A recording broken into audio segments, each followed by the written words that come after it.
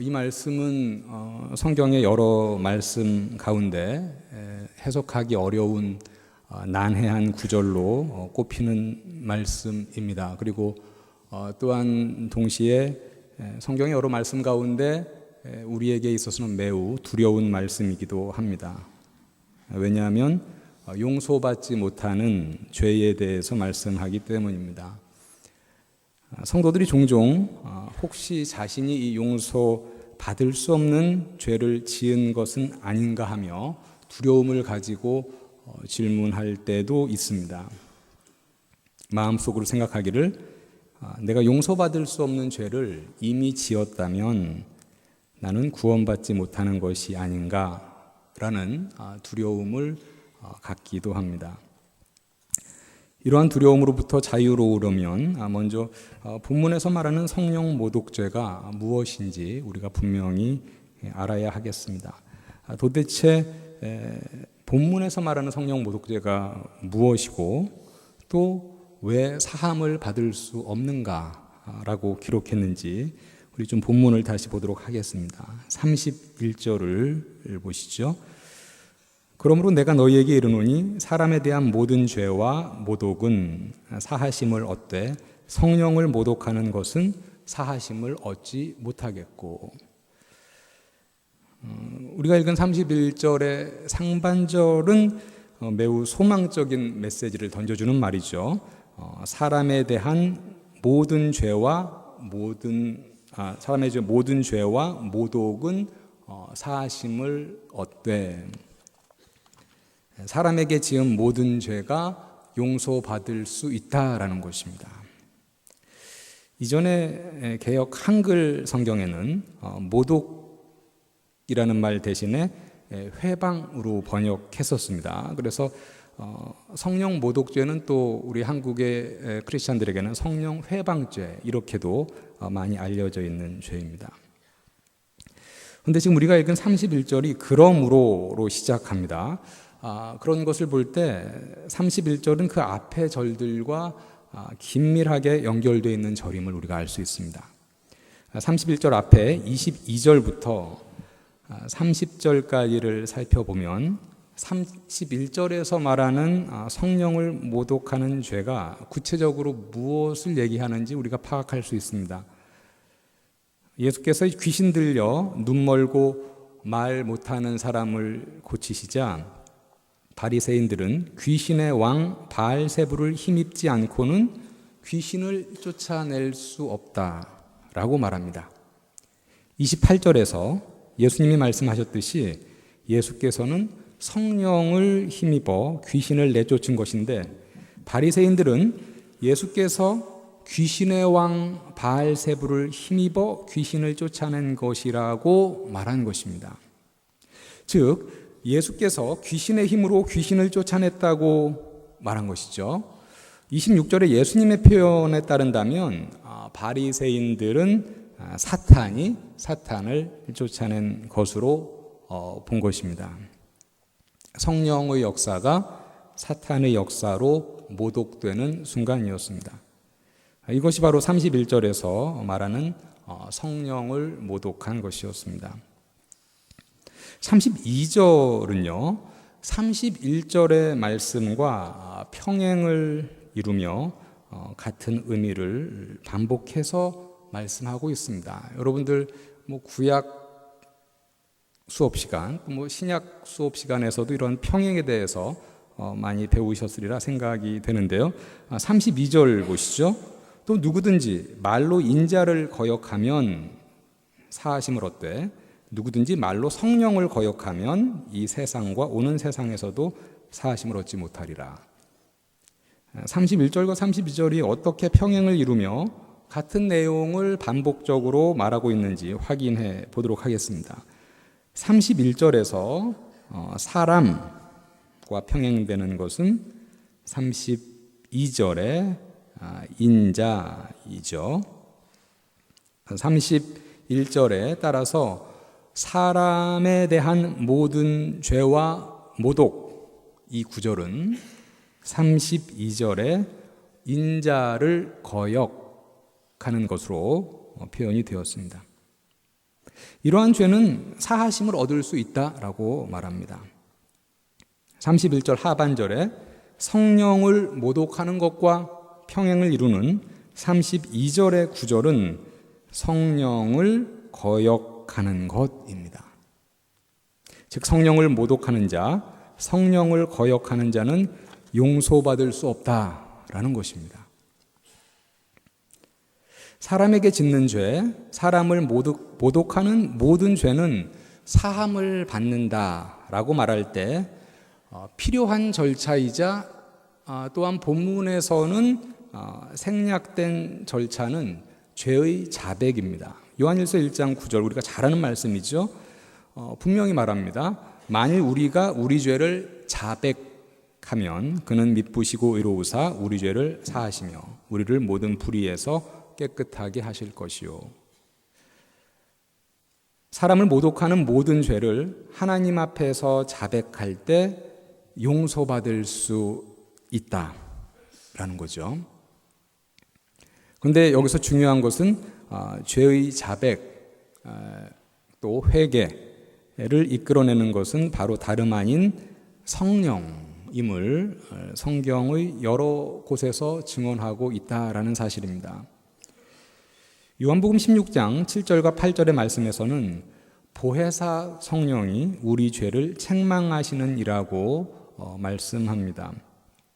내가 떠나가지 아니하면 보혜사가 너희에게로 오지 아니할 것이요 가면 내가 그를 너희에게로 보내리니 그가 와서 죄에 대하여 의에 대하여 심판에 대하여 세상을 책망하시리라. 죄에 대하여 보혜사 성령이 책망하실 것이다 이렇게 말씀합니다. 죄를 자백하고 회개할 수 있는 것은 보혜사 성령의 책망이 있기 때문입니다. 성령의 책망이 없으면 죄가 죄인 줄도 모르고 자백하고 회개하지도 못하는 것이죠.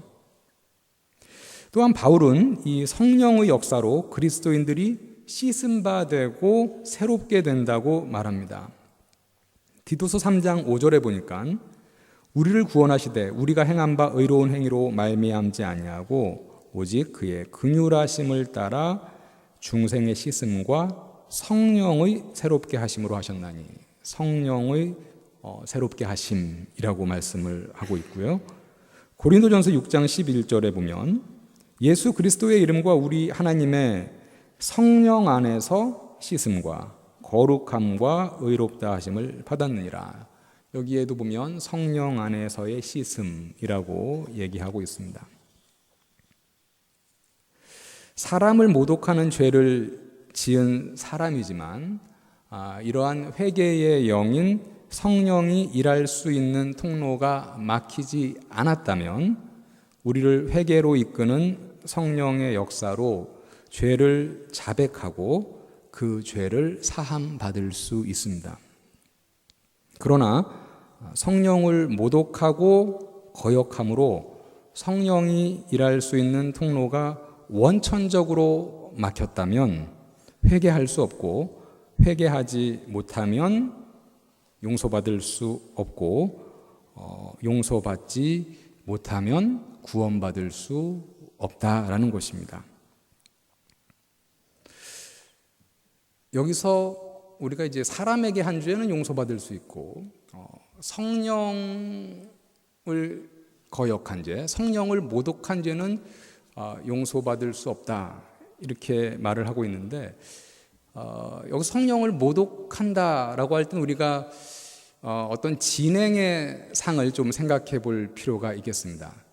그러니까 예를 들면 이전에 성령을 거역한 죄를 이제 일회적으로 지었습니다.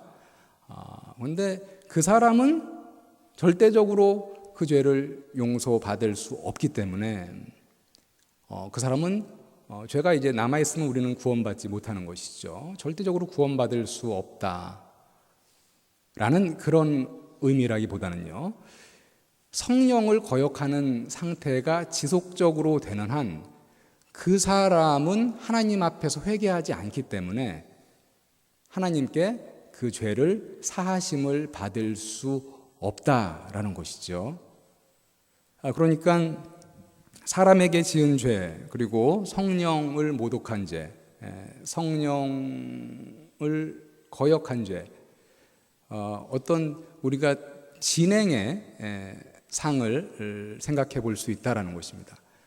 다시 말씀드리면요, 성령을 거역한 죄가 있는 사람이 그 이후에 깨닫고 나서 하나님 앞에 돌아오고 성령을 거역하는, 성령을 모독하는 그 상황을 멈추었다면 그 사람은 다시 하나님 앞에서 회개하고 용서받을 수 있다라는 거죠. 그렇지만 성령을 거역하는 사람, 성령을 모독하는 상태가 지속되는 한, 사람을 모독하는 것과는 조금 다른 것이 뭐냐면은, 사람을 모독하는 상태가 지속된다고 합시다.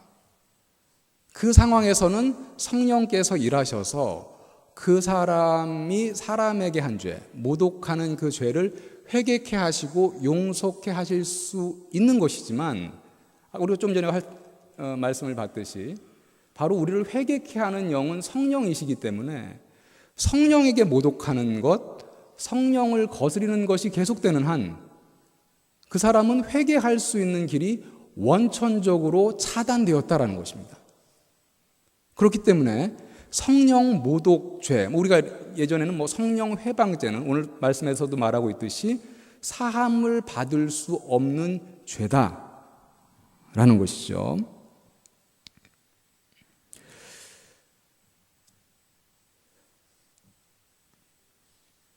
오늘 말씀을 통해서 우리는 지금도 우리 안에 살아계셔서 역사하시는 성령님을 다시 한번 기억해야 할 것입니다. 나는 성령님과 함께 호흡하고 있는가? 나는 성령 하나님과 함께 걷고 있는가? 행여나 나의 자아가 내 안에 계신 성령님의 운신의 폭을 제한하고 있지는 않은가? 도무지 나는 내 삶에서 성령님의 임재를 경험하며 살고는 있는가? 오늘 말씀은 우리 삶 가운데 보이지 않는 성령의 역사를 인정하고 성령의 인도하심을 거역하지 않는 것이 얼마나 중요한가를 우리에게 다시 한번 일깨워 줍니다. 우리 그리스도인들은 성령의 세미한 음성이 무엇인지 분별하기 위해 늘 말씀과 기도에 창념해야 합니다. 성령께서 우리 안에 충만함으로 일하실 수 있도록 더욱더 거룩에 정진하여야 하며, 그리하여 이 혼탁한 시대에 성령의 역사를 바로 분별할 수 있는 그리스도의 종들이 되어야 합니다. 성령의 역사가 아니면 죄의 자백도 없고 회개도 없고, 따라서 죄의 사하심도 없음을 오늘 말씀을 통해 확인하였습니다. 이 성령을 간절히 사모하시고 이 아침에 여러분의 목회의 현장에 성령의 충만한 임재를 위해 힘써 간구하시길 바랍니다. 이제 앞으로 펼쳐질, 지금 여러분들이 몸담고 있는 목회가 성령의 목회가 되시기를 주님의 이름으로